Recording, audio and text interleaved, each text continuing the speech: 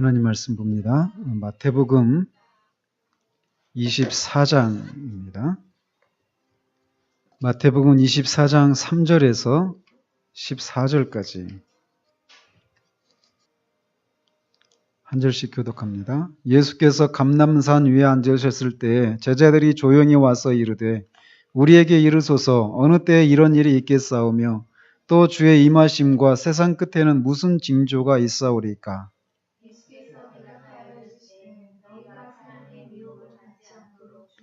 많은 사람이 내 이름으로 와서 이르되 나는 그리스도라 하여 많은 사람을 미혹하리라.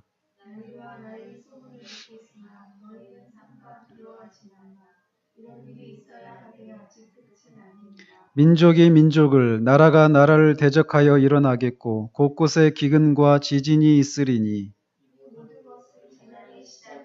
그때 사람들이 너희를 환난에 넘겨주겠으며 너희를 죽이리니 너희가 내 이름 때문에 모든 민족에게 미움을 받으리라.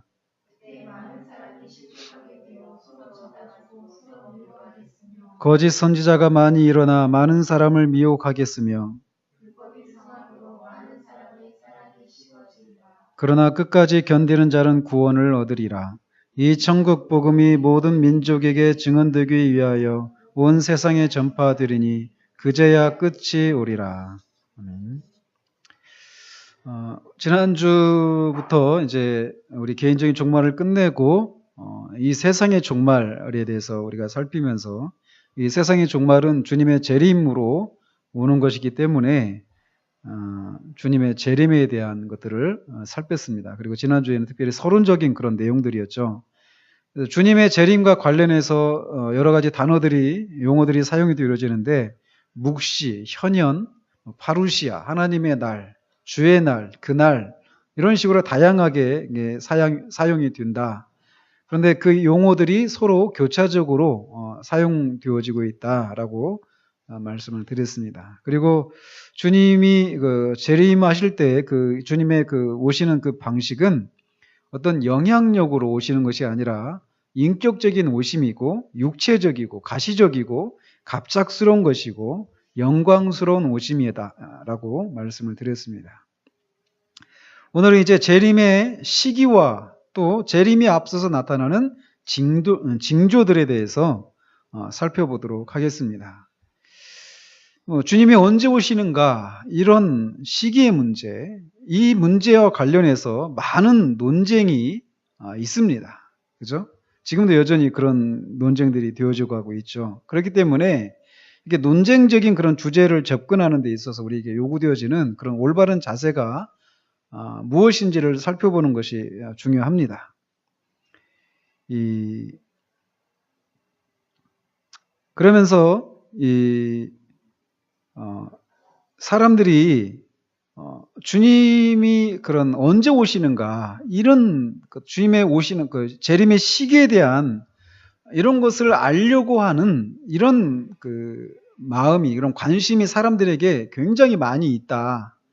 그런 얘기를 하면서 로이 존스 목사님의 전임자가 캠벨 몰간이라고 하는 목사님이셨습니다.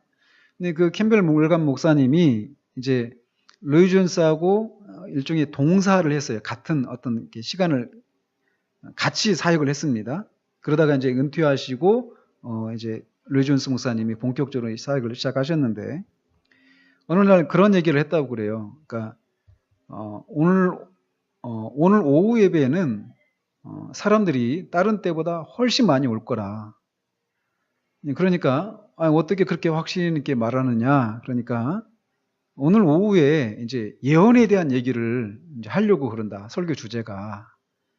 그러니까 사람들한테 오늘 오후 예배 때 예언에 대한 것을 얘기하겠습니다. 마지막 시기에 일어나는 이런 일들에 대해서 얘기하겠습니다. 이렇게 얘기를 했기 때문에, 광고를 했기 때문에 오늘 오후 예배에는 사람들이 많이 올 거라는 거예요. 그 얘기가 이제 사람들의 마음에 두고 있는 아무튼 궁금해하는 가장 큰 관심사가 뭐냐면 주님의 재림의 시기, 예언에 관한 것들, 이런 것들이라는 것이죠. 이제 그런 것을 이제 그런 식으로 유머러스하게 얘기를 한 것이죠. 아무튼 이 재림의 시기에 대한 그런 것에 대해서 사람들이 굉장히 많은 관심을 가지고 있습니다. 그렇기 때문에 이제 그 재림의 시기에 대한 관심이 그게 진실한 것인가, 아니면 단순히 어떤 호기심에서 그런 것들에 대해서 관심을 갖고 있는 것인가, 이런 그것을 시험하는 그런 기준이 필요하다라는 것이죠. 그래서 이렇게 재림의 시기에 대한 연구를 한 결과 매일의 삶에, 우리들의 매일의 삶에 어떤 영향을 미치는가, 이거를 보면 재림의 시기에 대한 관심이 이게 진실한 것인지 아니면 단순히 어떤 지적인 호기심에 불과한 것인지, 이런 것을 판단할 수 있다라는 것입니다. 그러니까 우리는 이 재림의 시기에 대한 그런 연구를 하는 데 있어서 우리에게도 이것이 매일의 삶에 영향을 미치는, 우리를 거룩함으로 인도하는 그런 방식으로의 연구 자세가 필요하다라는 것이죠. 이런 것이. 만약 이런 주제에 대한 관심을 갖는 이유가 시기와 날짜를 알고 어떤 일들이 언제 일어날지에 대해서 권위 있게 말할 수 있게 되기 위한 것이라면 그것은 비성경적이다라는 것입니다. 주님의 재림에 대한 관심은 언제나 우리의 그 주님과의 관계라고 하는 이런 견지에서 비롯되는 것이어야 한다라는 것이에요. 그 관심을 통해서 거룩해지고 그 위대한 날을 위해서 준비하고자 하는 열망이 우리 안에서 불러일으켜지지 않는다라면 우리가 이 주제를 연구하는 우리의 그 접근법에 뭔가 잘못이 있는 것이다라고 먼저 우리가 봐야 한다는 것입니다. 그래서 요한사도도 주를 향하여 이 소망을 가진 자마다 그의 깨끗하심과 같이 자기를 깨끗하게 하느니라 라고 이렇게 말을 하고 있어서 주님의 오심에 대한 관심이, 특별히 시기, 언제 오실 것인가에 대한 이 관심이 우리를 더욱더 경건하고 거룩하게 하는 이런 데로 이끌어가는 그런 접근 자세가 우리에게 요구되어진다라고 말할 수 있습니다.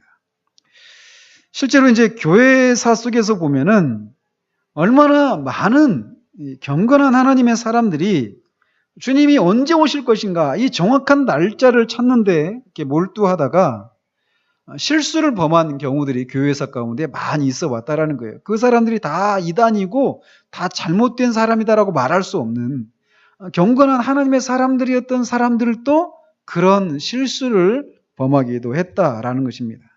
그리고 주님이 언제 오신다라고 말했던 그 날짜들이 이미 지나가 버린 그런 사실들을 우리가 보게 됩니다. 그렇기 때문에 이 날짜를 확정하려고 하는 그런 실수를 우리가 범해서는 안 돼요.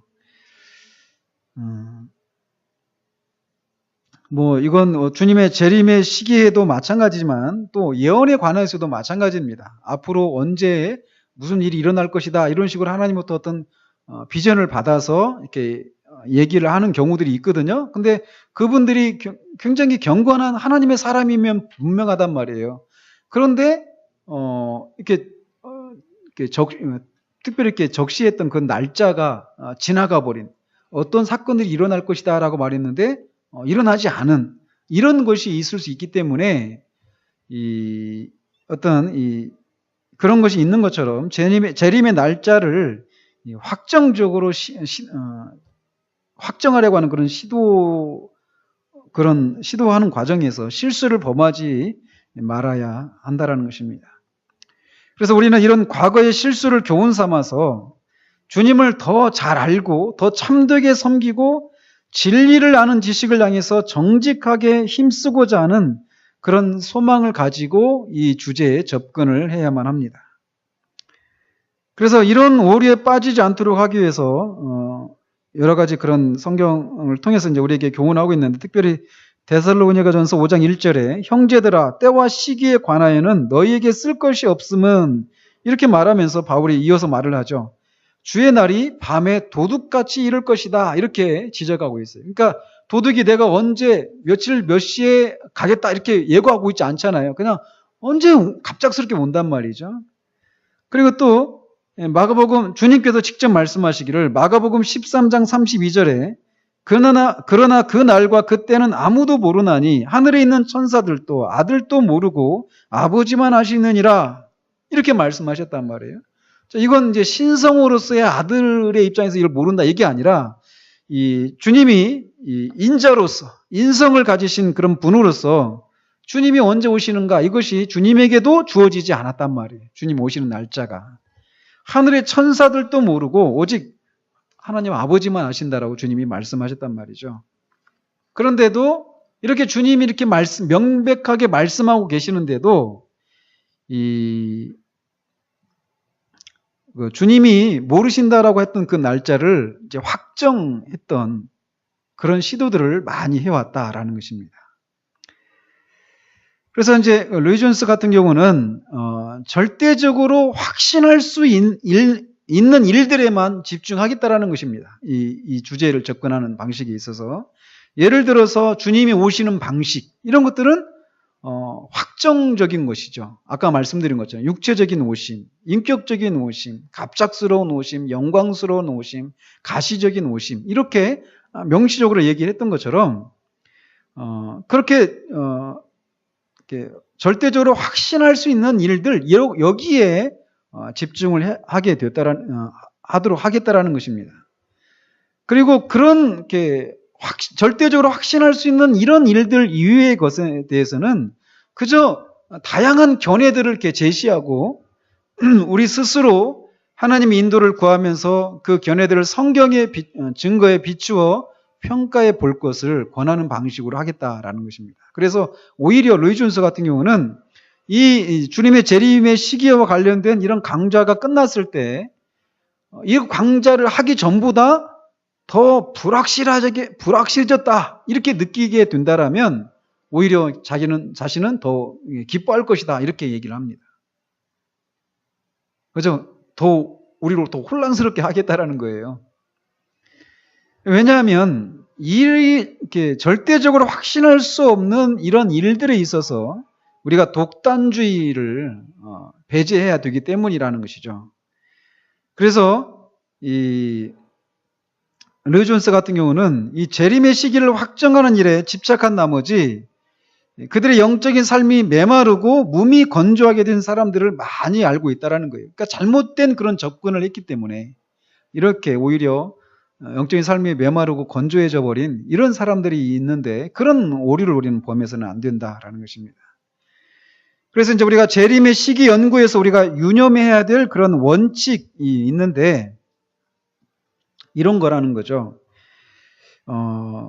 사도들이 주님의 재림이 그 사도들이 살아있을 때 그 당시 그들이 살아있을 그때에 일어날 일이라고 믿었는가라는 것입니다. 이렇게 주장하는 사람들이 있거든요. 그러니까 사도들이 주님이 다시 오신다라고 말씀하셨는데 그 다시 오신다라고 했던 그것이 사도들이 살아있을 때 주님이 오신다라고 생각을 했었다라고 주장하는 사람들이 있었단 말이에요. 지금도 있습니다. 특히 자유주의 신학을 하는 그런 분들에게서. 그래서 이 성경의 저자들인 이 사도들이 우리 주님이 그들 생전에 오실 것이라고 믿었는데 어땠어요? 지금 오시지 않았죠. 그죠? 그렇기 때문에 이 성경을 하나님의 말씀으로 받아들일 수 없다라고 말하는 그런 사람들이 있어요. 자유주의 신학에서 말이에요. 사도들은 자신들이 살아있을 때 주님이 오신다 이렇게 믿었다라는 것이죠. 근데 오시지 않았단 말이에요. 그러니까 주님 이 성경을 믿을 수가 없다 이렇게까지 얘기하는 사람들이 있다란 말이죠. 그러나 그렇게 해서 성경의 권위에 도전하는 사람들이 있습니다. 소위 그런 것들은 고등 비평 막 이런 식으로 얘기하거든요. 그러나 사도들이 주님께 던진 질문에는 그들이 자기들 생전에 주님이 다시 오실 것이라고 생각하고 있다라고 하는 그런 암시가 이렇게 질문하는 것 속에는 그런 암시가 있는 것처럼 보여요. 주님이 자기들이 살아있을 때 주님이 오실 것처럼 생각하고 주님한테 언제 그때가 오겠습니까? 이렇게 질문했다라는 것이죠. 하지만 그들이 글로써 그렇게 가르친 구절이 단 하나라도 있는지 살펴보라는 것입니다. 그들이 주님께 질문을 할 때는 그렇게 자신들이 살아있을 때 주님이 오신다라고 믿고 있는 것처럼 보였지만 그것을 다른 사람들이 가르칠 때는 그렇게 가르치지 않았다라는 거예요. 자기들이 살아있을 때 주님이 오실 것이다 이렇게 가르치지는 않았단 말이죠. 그러니까 어떤 그 생각이 어떤 바뀐 거죠. 주님이 오신 이런 것들에 대해서. 하지만 몇몇 구절을 이렇게 표면적으로 읽었을 때 신약 성경 저자들이 주님이 즉시 돌아오시리라고 가르치는 듯한 그런 인상을 주기도 한단 말이죠. 그런데 이런 구절을 어떻게 우리가 다루어야 하는가라는 것입니다. 그래서 이제 여러 가지 원칙들이 있는데 이제 뭐냐면 재림의 시기를 다루고 있는 그런 성경 구절들을 우리가 연구할 때 유념해야 될 몇 가지 원리가 있는데 첫 번째는 하나님 편에서 어떤 진술을 할 때는 하나님께는 1000년이 하루 같고 하루가 1000년 같다라고 하는 그 사실을 언제나 기억을 해야 한다라는 것입니다. 그래서 하나님 편에서 생각하는 때라고 하는 이 용어는 언제나 이런 개념을 갖고 있는 거예요. 그러니까 우리가 생각하는, 우리가 가지고 있는 그런 때에 대한 그런 개념이 있잖아요. 이런 개념을 이런 때라고 하는 이 용어에다가 우리가 갖고 있는 개념을 투영시켜서 생각해서는 안 된다는 것이죠. 하나님이 생각하시는 이런 개념으로 때라고 하는 단어를 우리가 접해야 한다는 거예요. 하나님은 하루가 1000년 같고 1000년이 하루 같단 말이죠. 이런 식으로 접근을 해야지 이거를 그냥 때라고 하면서 우리가 갖고 있는 그런 시간 개념을 가지고 이렇게 때에 대해서 얘기를 해서는 안 된다는 거예요. 첫 번째 원칙이. 그리고 두 번째는 뭐냐면 신약에서 사용되는 그런 단어들, 말세라고 하잖아요. 말세 또는 말일이라고 하는 이 말이 일반적으로 주님의 초림부터 시작해서 재림까지 이어지는 이 신약시대 전체를 가리켜서 말일, 말세라고 말한다는 것을 우리가 잊어서는 안 된다는 것입니다. 그러니까 지금 우리가 살고 있는 때도 말일 또는 말세고 사도들이 살았었던 때도 말세였단 말이죠. 그죠? 그러니까 어쩌면 이제 우리는 더 이제 그 사도들보다도 더 말세, 진짜 그야말로 최종적인 그 역사의 가장 최종적인 초유의 날에 우리는 많이 더 가까워진 것은 사실이지만 그들이나 우리나 다 말세에 살고 있다라고 하는 것을 우리가 잊어서는 안 된다라는 거예요. 그래서 사도들이 말세 이것이 굉장히 가깝게 느껴지지만 이 개념이 우리에게도 이게 적용되는 그런 개념이다라고 하는 것을 잊어서는 안 된다는 것입니다. 그렇기 때문에 이 용어 말세, 말일 이런 용어를 아직 일어나지 않은 어떤 것으로 국한시켜서는 안 된다는 것이에요. 그러니까 이 말세에 일어날 일이라고 해가지고 아직 세상 끝에 일어날 일이지 그 일들 중에 이미 일어난 일들은 말세에 일어난 일이 아니다 이렇게 생각해서는 안 된다는 거예요. 아시겠죠? 그러니까 주님의 초림부터 재림까지 그 신약 시대 전체를 말세라고 하고 있기 때문에 말세에 일어날 일들 중에 어떤 일들은 이미 일어난 일이 있을 수 있다는 것을 우리가 유념하고 있어야 된다는 거예요. 우리는 이미 말세에 살고 있습니다. 1000년 전의 그리스도인들, 2000년 전의 그리스도인들도 말세에 살고 있었어요. 그래서 이 신약을 읽을 때 이 사실을 우리가 염두에 두고 읽어야 한다는 것입니다. 그리고 또 이제 또 어떤 자세가 필요하느냐면 이 성경에는 소위 예언적 원근법이라고 하는 그런 개념이 있다라는 것입니다. 이런 용어가 나오지 않지만 이런 개념이 있다라는 거예요. 예를 들면 구약에 있는 그 예언들을 이렇게 읽어보면, 구약의 그 선지서들을 읽어보면 선지자들이 주님의 초림과 재림을 말하면서 한 호흡으로 이렇게 말하고 있는 것을 발견하게 된다는 거예요. 그러니까 주님이 오신다라고 할 때 그 주님이 오신다라고 하는 것을 우리는 이제 이 초림과 재림으로 이렇게 나뉘어졌다라고 하는 것을 우리는 알잖아요. 그러나 구약의 선지자들은 주님이 오신다라고 하는 이 개념을 그냥 한 번의 오심으로 이렇게 생각을 하고 예언하는 이런 경우들이 있다라는 것입니다. 그래서 이 초림과 재림으로 우리는 이렇게 구분을 할 수 있지만 이 구약의 예언서 같은 경우는 이 초림과 재림이 섞여 있는 이런 경우들이 있다라는 거예요. 그런 것이 바로 예언적 접근법, 원근법이다라는 것입니다. 그래서 이처럼 우리가 살아가고 있는 교회 전 시대가 구약의 예언에 나오지만 지금 우리가 알고 있는 것처럼 명료하게 이렇게 기술되어 있는 것은 아니다라는 것이에요. 그런 것처럼 신약 성경에서도 마찬가지 사실을 우리가 발견할 수 있다는 것입니다. 예를 들면 이 주후 70년에 교회사적으로 중요한 사건이 있었어요. 어떤 사건이 있었죠?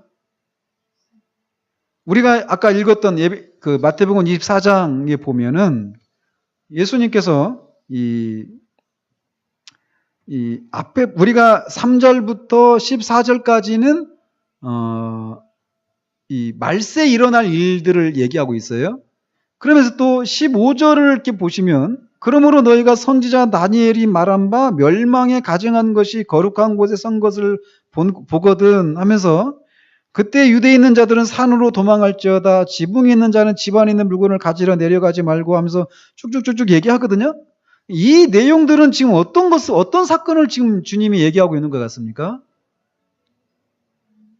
그렇죠. 이게 주후 70년에 예루살렘 성이 디도 장군에 의해서 멸망을 당하거든요. 그 사건을 얘기하고 있단 말이에요. 그 말세 그 사건 속에 말세 일어날 그런 사건들 속에.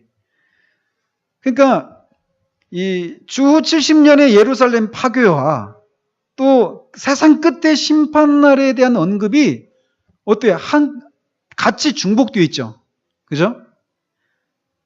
마태복음 24장, 또 25장, 또 마가복음 13장, 누가복음 21장을 읽을 때도 이런 소위 예언적 원근법, 이런 원리를 적용해서 읽어야 한다는 거예요. 이게 무슨 얘기냐? 이 구약시대의 초림과 재림을 구분하지 않고 그냥 한목에 주님이 오신다, 메시아가 오신다, 이렇게 예언을 했던 것처럼 예언을 했지만 사실은 초림과 재림을 나누어 드렸잖아요. 그런 것처럼 이 신약에서도 이렇게 주님이 말씀하셨을 때 아직 일어나지 않았죠. 주 70년이면.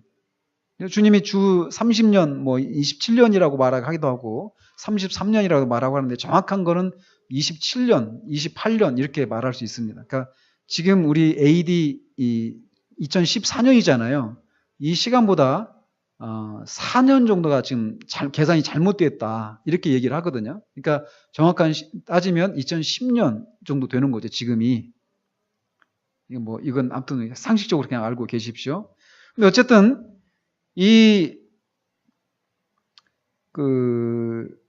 예루살렘 성의 파괴에 대한 그런 얘기를 하셨을 때 이게 세상 끝날에, 그러니까 그야말로 맨 마지막 때에 일어날 그 일들과 함께 얘기를 하고 있는데 이거를 볼 때도 이 소위 예언적 원근법을 적용해서 읽어야 한다는 거예요. 그래서 이제 예루살렘 파괴 기사에 대해서 이제 다양하게 해석을 합니다. 사람들이. 그래서 이 예루살렘 성과 성전의 파괴에 대한 주님의 설교에 대해서 크게 세 가지 그런 주장이 있다라는 거예요. 첫째는 뭐냐면 거기서 말씀하신 것은 주님이 단지 주 70년의 예루살렘 멸망과 복음의 전파만을 다루고 있다라고 말하는 사람들이 있다라는 거예요. 또 어떤 사람은 주님이 분명 그 문제를 다루고 계시고, 그러니까 예루살렘 성 파괴와 복음 전파 이 문제를 다루고 계시고 그것이 어떤 의미에서 가장 큰 주 관심사이지만 더 나아가서 이 주 70년에 일어난 사건이 또한 시대의 끝이자 심판날에 이 주 70년에 일어났던 이 일들보다 더 큰 규모로 일어날 일들을 묘사하는 것이다. 묘사하기 위해서 이 사건을 사용하셨다 이렇게 주장하는 사람이 있어요. 다시 말해서 주 70년에 일어날 일은 하나의 사실이란 말이에요. 그걸 일어났어요. 그렇지만 그 일은 이 시대가 마무리되고, 그러니까 이 역사가 완전히 마무리되고 마지막 심판이 선고될 때 일어날 더 큰 사건에 대한 하나의 묘사이자 비유로서 이렇게 말씀하셨다. 이렇게 해석하는 사람이 있다라는 거예요. 또 세 번째로는 여기에서 주님은 의도적으로 두 가지를 다루고 있다라고 하는 주장이 있습니다. 그러니까 로이 존스도 이 견해를 지지한다라는 것이에요. 그러니까 이 24장에서 그 예루살렘 성 파괴되는 것은 그냥 단지 그 문제만을 다루고 있고 복음 전파만을 다루고 있는 것이 이렇게 말하는 사람이 있는가 하면 이 파괴 사건은 세상 끝날에 있을 더 큰 심판을 묘사하기 위한 그런 비유였다. 이렇게 얘기하는 사람이 있단 말이에요. 그러나 이 두 사건을, 그러니까 주 70년에 일어난 예루살렘 성 파괴 사건과 또 그거 사건 말고 또 말세에 일어날 그 사건 있잖아요. 이 두 사건을 두 가지를 다 다루고 있는 것이다. 이렇게 해석하는 사람이 있단 말이에요. 로이 존스도 이제 그런 견해라는 거죠. 저도 이제 그런 입장이 있는 것이고요. 그래서 이 24장에서 지금 묘사하고 있는 이런 구절들 중에 어떤 구절은 실제로 주 70년에 일어날 일들에 대한 이 문자적인 기술인 반면에 어떤 구절들은 마지막 심판날에 일어날 문자적인 사건들에 대한 언급이라는 거예요. 그러니까 두 가지를 같이 얘기하고 있다는 것입니다. 이 안에서. 그래서 주 70년과 마지막 시대의 일이 특별히 그렇게 두 가지가 같이 여기서 다뤄주고 있다라는 것입니다. 그러므로 이런 장들을 우리가 읽으면서 우리 주님이 예루살렘에 대해서 어떻게 말씀하셨는지, 그리고 그보다 훨씬 큰 일, 즉 세상과 시대의 종말에 대해서 어떻게 말씀하셨는지 우리는 이렇게 구별해서 관찰을 해봐야 한다는 것입니다. 자, 그러면은 이제 이런 것들을 이제 우리가 어떤 이 주님의 때와 관련해가지고, 주님이 오시는 시기와 관련해가지고 이런 원칙을 적용해서 읽어야 된다는 거예요. 때에 대해서 하나님의 개념으로, 시간 개념으로 이 때에 대한 것을 이해를 해야 된다는 것이고, 또 하나는 뭡니까? 우리는 이미 말세에 살고 있다라는 것이고, 또 하나는 예언적 원근법이라고 하는 이 원리를 적용해서 이 말세에 일어날 일들을 적용을 해야 된다는 것입니다. 자, 그렇다면 주님이 오시기 전에 어떤 일들이 일어나는가? 이것에 대해서 성경은 매우 특별한 일이 일어날 것이다라고 명확하게 말을 하고 있습니다. 그 중에 첫 번째로는 이방인을 부르시는 일이 일어난다라고 말씀하고 있어요. 마태복음 24장 14절에 이 천국 복음이 모든 민족에게 증언되기 위하여 온 세상에 전파되리니 그제야 끝이 오리라.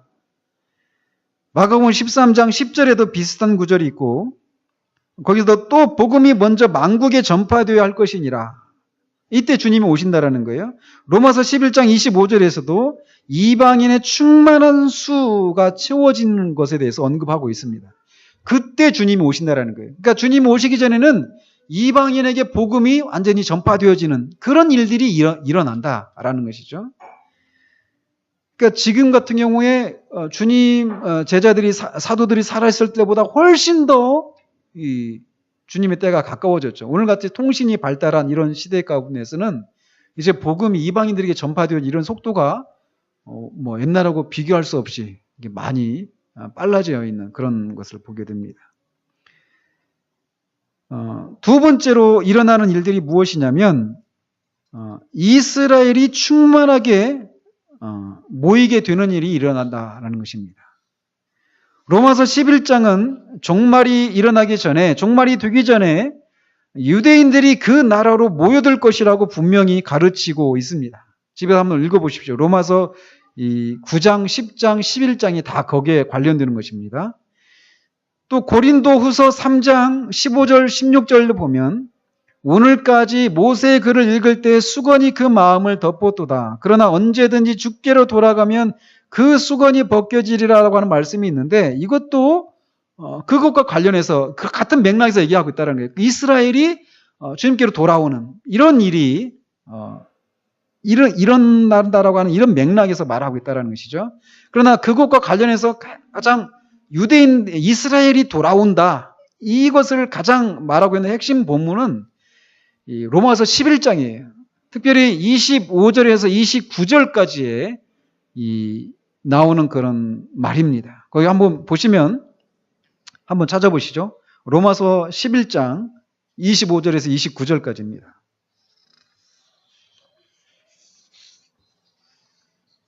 같이 읽도록 합니다.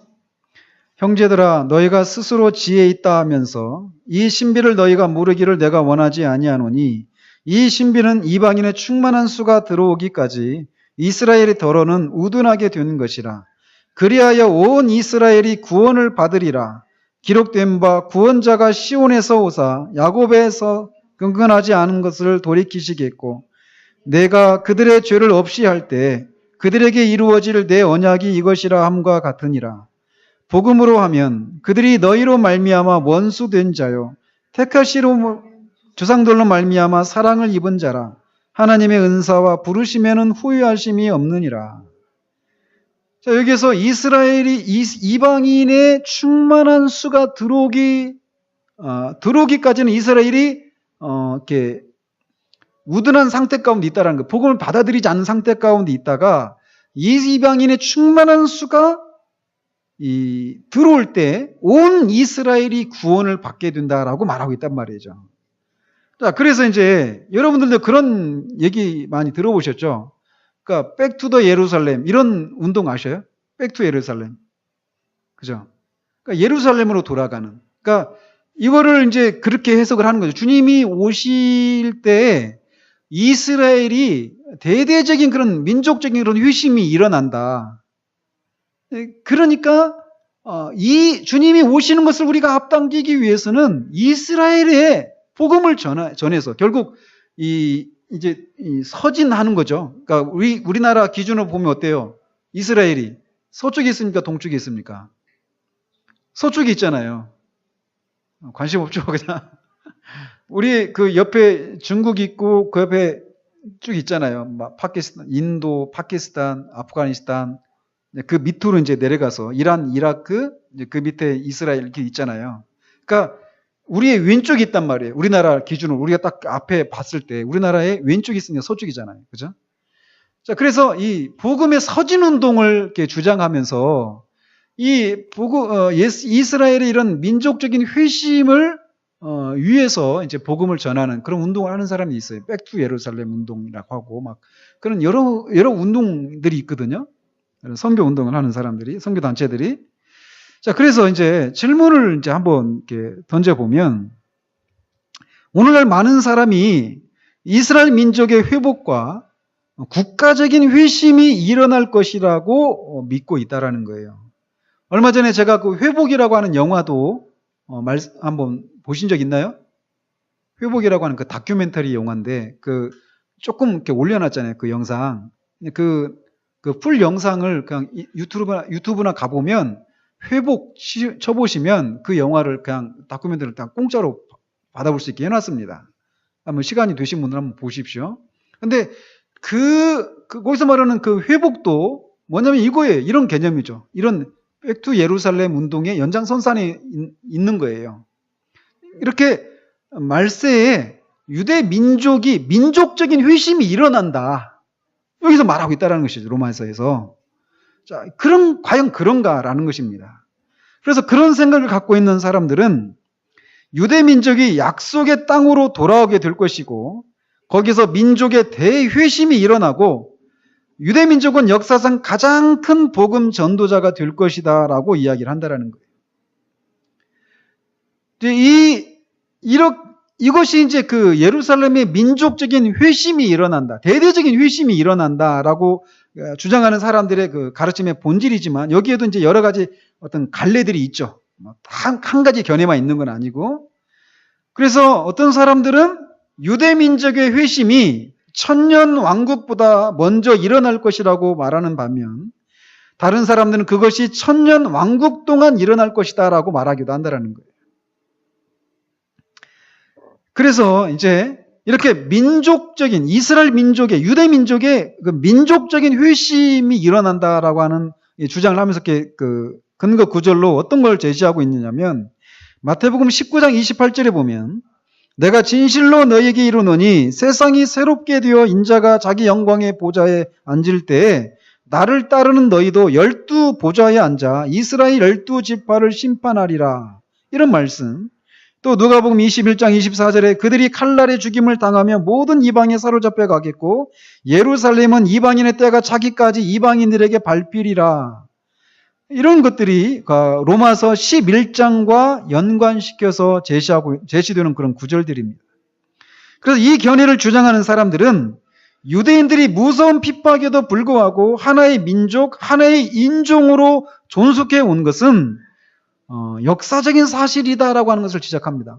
그렇잖아요. 유대민족이 홀로코스트를 겪기도 했지만 AD 70년 때 성전이 파괴되고 하면서 이스라엘이 전 세계에 흩어져서 살았잖아요. 디아스포라로 집시 막 이렇게 자기들 그 그룹을 형성하고.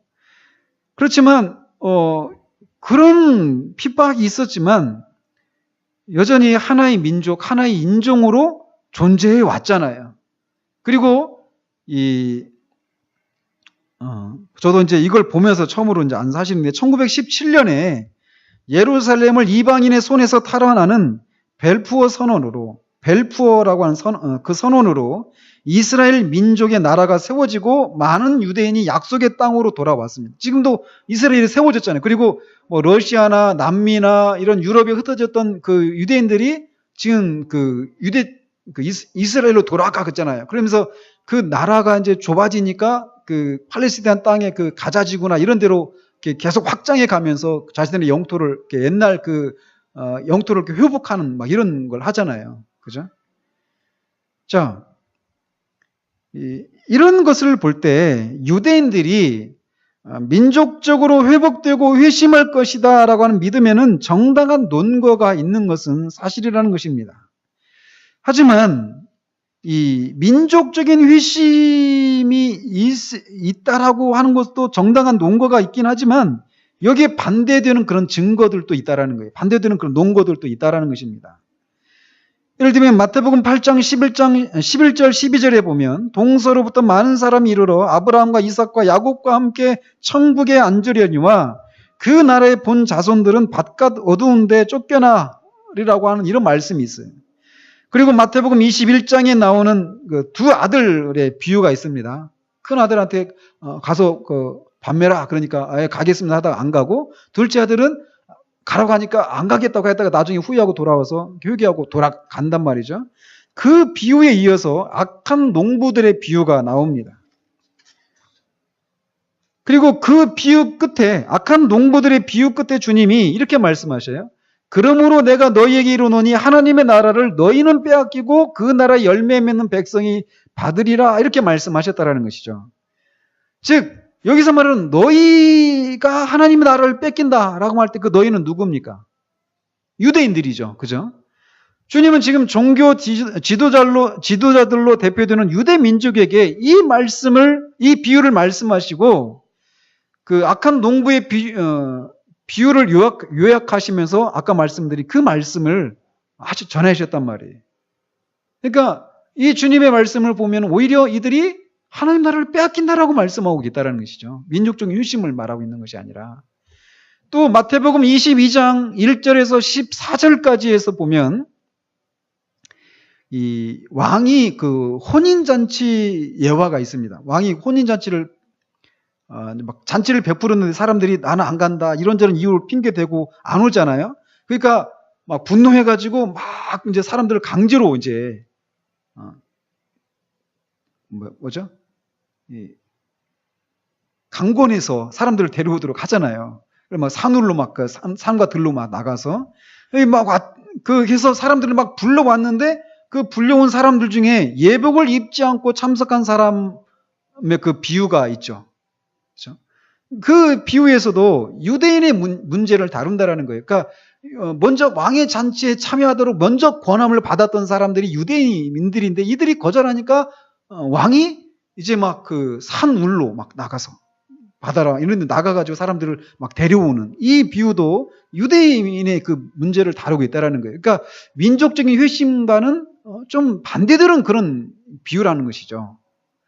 그리고 또 누가복음 13장 6절에서 9절까지 나오는 열매 맺지 못하는 무화과 나무의 비유도 그런 같은 주제를 다루고 있다라고 하는 것이죠. 거기 보면 무화과 나무가 그런 비유가 나오잖아요. 그러니까 심은 지 오래되고 거름도 주고 막 했는데 가지치기도 해주고 했는데 열매를 맺지 못하는 무화과 나무 있어요. 그래서 그거를 이제 땅만 버린다 하면서 그 주인이 찍어내려고 하니까 농부가 그러잖아요.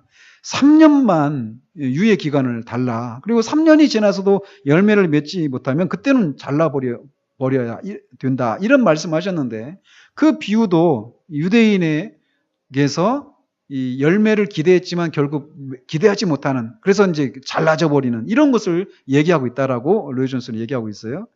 또 베드로전서 2장 9절에 보면 너희는 택한 족속이요 왕 같은 제사장들이요 거룩한 나라요 그의 소유가 된 백성이니 이는 너희를 어두운 데서 불러내어 그의 기이한 빛에 들어가게 하신 이 아름다운 덕을 선포하게 하려 하심이라. 이렇게 말하고 있는데 여기서 너희는 택한 족속이요 왕 같은 제사장들이요 거룩한 나라요 그의 소유가 된 백성이니 이렇게 말하는데 이 말씀은 이스라엘 백성이 하나님으로부터 이 시온산에서 십계명을 받을 때 하나님이 주셨던 그런 말씀입니다. 그죠? 거기 보면은 이 출애굽기 19장 6절에 보면 너희가 내게 대하여 제사장 나라가 되며 거룩한 백성이 되리라 이렇게 말하고 있단 말이에요. 즉 이스라엘 백성들이 하나님의 백성, 특별한 소유, 하나님의 특별한 보물이라고 말하고 있단 말이죠. 그런데 이 베드로가 지금 너희는 택한 족속이요 왕 같은 제사장이요 거룩한 나라요 이렇게 말할 때 그 사람들은 누굽니까? 이 베드로의 편지를 받고 있는 사람들은 유대인들이 아니라 이방인들이었단 말이에요. 그러니까 유대인들뿐만 아니라 이방인들로 구성되어 있는 교회를 향해서 이 하나님이 이스라엘 민족에게 하신 것과 똑같은 말을 베드로가 하고 있단 말이죠. 그러므로 그것을 이 마태복음 아까 21장에서 이 하나님 나라를 유대인들에게서 빼앗아서 그 나라의 열매를 맺는 다른 백성에게 주겠다라고 하신 이 말씀과 결합시키면 유대 민족에게서 빼앗은 나라를 받는 민족이 누구라는 것을 우리가 알 수 있다는 거예요. 예? 교회라는 거예요. 교회. 그러니까 그래서 오늘 요즘 막 시끄럽잖아요. 그죠? 이 교회 하나님의 뜻 그걸 기뻐해야 되는지 슬퍼해야 되는지 헷갈리는데 이 일제 식민지를 받고 또 6.25 분단이 되고 6.25 이제 전쟁을 겪고 하는 이런 것이 다 하나님의 뜻이다. 이렇게 얘기하잖아요. 이제 그런 것이 그것의 정당성을 이렇게 제시하면서 그 논거로 드는 게 뭐냐면 이스라엘 백성들이 그렇게 출애굽을 해서 이 가나안 땅에 들어왔다가 바벨론의 포로로 잡혀갔고 그래 다시 이렇게 돌아왔잖아요. 그러니까 이스라엘 백성들에게 일어난 그 일들이 그러니까 그 하나님의 뜻 가운데서 그런 일들이 진행이 되어졌잖아요. 그죠? 그 이스라엘 민족에게 일어난 그 일을 우리나라에게 일어난 그 일로 등치시켜서 지금 얘기를 하고 있단 말이에요. 그죠? 무슨 말인지 지금 어떤 얘기 하고 있는지 알죠? 근데 그게 왜 잘못되었느냐? 여기서 나오는 거예요. 이스라엘 백성들에게, 하나님께서 이스라엘 백성들에게 너희들은 거룩한 나라요, 내 제사장 나라고 너희들은 특별한 내 소유물이고 보물이다. 이렇게 얘기했는데 이것을 이제는 어떻게 누구한테 얘기한다고요? 교회한테 얘기하고 있단 말이에요. 이스라엘이라고 하는 민족을 대신한 다른 민족, 한민족, 미국 국민, 어떤 영국, 이렇게 어떤 국가나 민족에게 얘기하시는 것이 아니라 그런 다양한 민족과 국가와 인종으로 구성된 교회에게 이런 얘기를 하고 있단 말이에요. 그러니까 이스라엘을 이스라엘에게 적용되어졌던 그거를 대한민국이라고 하는, 한민족이라고 하는 이 여기에다가 등치시켜서 적용하는 것은 이거는 옳은 해석이 아니란 말이에요. 아시겠죠? 그러니까 그게 잘못된 해석이란 말이죠. 근데 어쨌든 이렇게 이 민족적인 회심하고는 조금 다른 그런 반대되는 이런 그 논거들이 있단 말이에요. 그렇다면 자, 이런 것들을 이제 염두에 두고 로마서 11장을 우리가 살펴보아야 합니다. 로마서 9장에서 11장을 이제 다 읽어야 되는데, 다 읽고 11장 26절에 와서 한번 보시기 바랍니다. 로마서 11장 26절. 이제 9장, 10장, 11장을 다 읽어야 되는데, 이제 그거를 다 읽었다고 하고 26절로 와가지고 한번 이제 보자라는 것이죠. 같이 한번 읽어보시죠. 시작. 그리하여 온 이스라엘이 구원을 받으리라. 이렇게 여기까지만. 자, 온 이스라엘이 구원을 받으리라 라고 하는 것이 이제 무엇을 가리키는가라는 것입니다.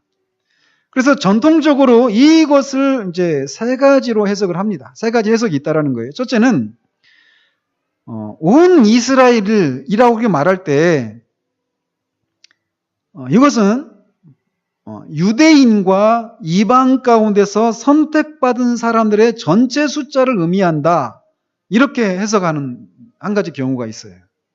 그러니까 온 이스라엘을 영적인 그런 해석을 하는 것이죠. 아시겠죠? 그래서 그 해석에 따르면 온 이스라엘은 뭐가 되겠다라는 거예요? 교회가 되는 것이죠. 그죠? 온 이스라엘은 하나님의 교회이고, 그것이 이제 갈라디아서 6장 16절에 있는 유사한 문구가 있어요. 하나님의 이스라엘과 라고 하는 이런 표현이 있는데, 그것과 마찬가지로 여기서 말하는 온 이스라엘이라고 하는 것은, 이 온 이스라엘이 구원을 받으리라 라고 하는 것은 단순히 회심하고 구속받고 중생한 모든 사람들을 가리키는 것이다. 이렇게 해석하는 한 가지 해석이 있어요. 두 번째는 온 이스라엘이 구원을 받으리라 라고 하는 말이 문자적으로 이스라엘이 하나의 민족으로 회복되는 것을 말한다라고 하는 주장이 있습니다. 근데 이 주장에도 이제 크게 둘로 나뉘는데, 한 가지는 뭐냐면, 온 이스라엘이 유대 백성 일반을 의미하는 것인데, 특별히 우리 주님이 재림하실 때 살아있는 유대인 한 명 한 명이 모두 구원을 받으리라는 의미는 아니다. 라고 말하는 사람이 있어요. 주님이 오실 때 살아있는 유대인들이 있을 거 아니에요. 근데 그 사람들 모두 한 사람 한 사람 다 구원을 받을 것이다 라고 말하는 것은 아니다. 이렇게 주장하는 사람이 있다는 것이죠. 근데 그런 해석은 우스꽝스러운 해석이라는 것이에요. 그래서 너무 많은 사람이 회심할 것이기 때문에 사실상 유대민족이 구속받는다라고 말할 수 있으리라는 것입니다. 또 이제 이스라엘 백성이 구원을 받는다라고 그렇게 문자적으로 해석은 하긴 하는데, 주님이 오실 때 살아있는 모든 사람들이 구원을 받는 것은 아니다. 이렇게 해석하는 사람이 있어요. 그 해석 안에서. 근데 또 다른 학파는 우리 주님이 재림하실 때 그 당시에 살아있는 모든 유대인이 한 명 한 명이 다 회심하게 될 것이다. 이렇게 얘기하는 사람이 있다는, 완전히 반대되는 개념이죠. 그러니까 이스라엘이 다 구원받긴 하는데 주님이 오실 때 살아있는 유대인들, 그 사람들이 모두 회심하게 될 것이다. 이렇게 말하는 사람이 있고, 그런 건 아닐 것이다. 이렇게 말하는 사람으로 나뉜다라는 거예요. 그래서 여기서 주님이 오실 때 살아있는 모든 유대인이 다 회심하게 될 것이다. 이렇게 말하는 사람은 여기서 말하는 온 이스라엘 말할 때 온이라고 하는 말이 말 그대로 모두라는 거예요. all. 그렇기 때문에 바울이 온 이스라엘이라고 말할 때 그것은 모든 유대인 하나하나를 의미한다라고 주장한다는 것이죠. 어떤 사람들은 심지어 사도 바울이 이전에 살았던 모든 유대인이 구원을 받을 것이고 이미 죽은 사람들은 구원받기 위해 부활할 것이라고 가르치고 있다고 주장하는 사람까지도 있습니다. 한 명이라도 빠지면 온 이스라엘이라고 말할 수가 없다는 것이죠. 어쨌든 이 온 이스라엘이 뭘 의미하느냐에 따라서 여러 견해로 나뉘지만 공통적으로는 아무튼 유대인들이 민족적인 회심을 할 것이다. 이렇게 주장하는 견해가 있어요. 이게 두 번째 견해고, 마지막으로 세 번째는 온 이스라엘이라고 말할 때 이거는 이 선택받은 유대인의 총수를 가리키는 것이다 라는 거예요. 두 번째하고 좀 다르죠. 그러니까 그냥 유대인들 중에도 선택받은 유대인이 있고 선택받지 못한 유대인이 있다. 이 개념이에요. 이 세 번째 견해는. 그래서 구원받을 유대인의 총수를 가리키는 것이다 라고 말하고 있다는 것이죠. 그러니까 이것은 바울이 민족적인 이스라엘을 생각하고 있는 것입니까? 아니라는 거예요. 그냥 영적인 이스라엘을 생각하고 있을 뿐이다 라는 주장이죠. 그래서 이방인의 충만함이 있어야 하는 것처럼 유대인의 충만함도 있어야 한다라는 것입니다. 그래서 교회는 최종적으로 이스라엘 사람들과 유대인들 둘 다의 충만함으로 구성될 것이다. 이렇게 해석을 하는 사람이 있어요. 그런 그룹들이. 어떤 사람들은 유대 민족이 하나님의 구속에서 특별한 위치, 특별한 지위를 갖게 되리라고 주장을 합니다. 그 결과 구원받은 교회와 구원받은 유대 민족이 있게 되리라 라고 이렇게 주장하는 사람이 있어요. 근데 이런 것이 과연 성경적인가 아닌가는 다음 주에 살펴보도록 하겠습니다. 복음이죠. 기도하도록 하겠습니다. 하나님 아버지, 이미 우리가 주님이 오심으로 마지막 때를 살고 있는 사람들이라고 하는 것을 기억하며 사는 우리가 되어지기를 원합니다. 주님이 오실 때 언제 오실 것인가, 또 주님이 오실 때 어떤 일들이 일어나는가, 이런 것들을 우리가 살펴가면서 사도 요한이 우리에게 말하고 있는 것처럼 그 주님이 오시는 시기를 연구하면 연구할수록 우리가 더욱더 우리 자신을 깨끗하게 하고 더욱더 거룩해져 가고 더욱더 경건해지는 그런 대로 우리 가운데 작용되는 그런 방식으로 이 일들을 살펴가는 우리가 될 수 있도록 주님 도우시기를 원합니다. 우리 자신을 돌아보며 주님의 오심을 우리가 정말 소망하며 기다리고 있는지, 아니면 주님이 오시는 것을 조금이라도 좀 더 늦추셨으면 하는 그런 바람들을 가지고 있는지, 아니면 이도저도 아니고 주님의 오심을 새까맣게 잊고 그저 그렇게 우리의 삶을 기계적으로 반복적으로 타성에 젖어버린 모습으로 살아가고 있는지 우리 자신을 돌아볼 수 있는 그런 계기가 되어지기를 원합니다. 정말 주님이 오시는 것이 우리에게 소망이 되어지는 그런 삶을 살아가는 우리 모두 되어지기를 원합니다.